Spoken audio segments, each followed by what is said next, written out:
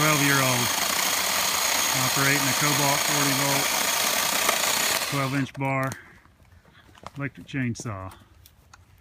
Doesn't spin very fast. Stops right when you let go of the trigger. His first chainsaw. I've got several. Added this one as a light trim tool. Just wanted to give a little demo of how easy it is for pretty much anybody to use. There's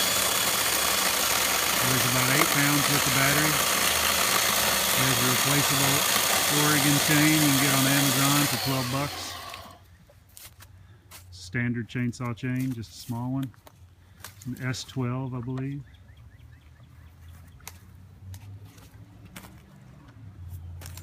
We are clearing a pine tree that fell in a recent snowstorm. This little saw goes right through it.